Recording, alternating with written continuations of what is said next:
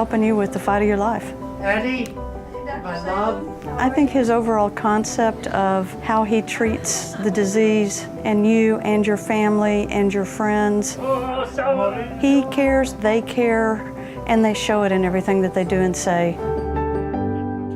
Ellie Moore is among the thousands of patients who have benefited from Dr. Philip Salem's humanistic approach to cancer treatment. Thank you. I got diagnosed with stage 4 lung cancer.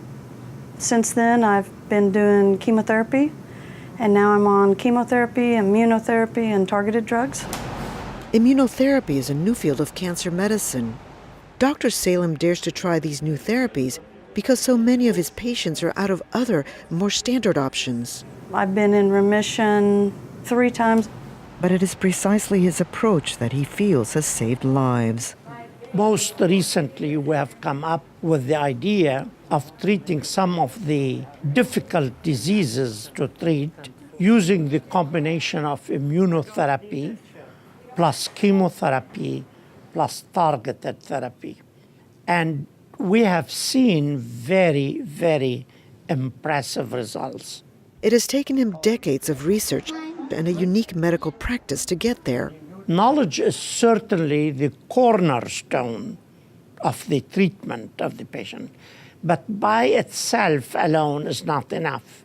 The cancer patients need love, needs compassion, needs easy access to the doctor.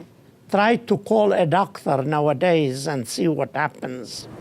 Hello. Dr. Salem is on call 24 hours a day, 7 days a week. Besides his American patients, people come from all over the world to be treated here. It's unique in the world. I feel very safe and cocooned here, although I'm far away from home.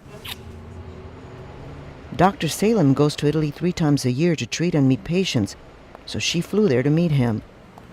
He said, I'm going to make you better. We met, I trusted him, and you must, because you have to hold on to something. I'm in remission, I don't have to fight anymore. I have 2 daughters. I want to see my grandson marry and go to college, and I have so much to live for. I'm so glad that I found Dr. Salem and that he made me better. He's my big hero. 2 big things are needed to achieve a cure in cancer. 1, perseverance. 2, hope. If the patient and if the treating physician, they don't have these 2, the patient dies. Philip Salem was born in a small village, Bertram El Koura, in North Lebanon. My father was a man who emphasized the power of education, and a mother who taught me the power of love and compassion. After medical school, Dr. Salem wanted to specialize in diseases of the kidney. That changed when a dear friend, denied any medical explanation for her condition, quickly died of ovarian cancer. And I decided to study cancer medicine. I wanted to be a different doctor, a doctor who cares for his patients. And today is a very good day.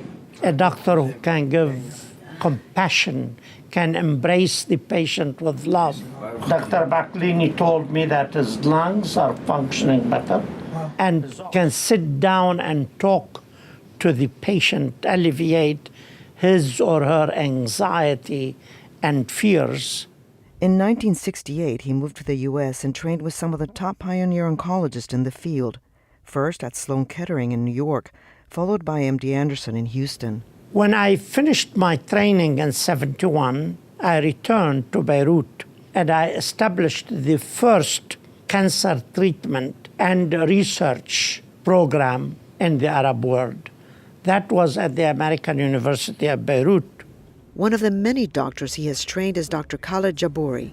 You have to believe that you can do it and you can achieve and progress is made. This is one very basic stand that he ingrained in me. It's very important to be the patient's protector, advocate, and supporter because the road is quite difficult. Besides his humanistic bedside manner, Dr. Salem's research has led to some major breakthroughs.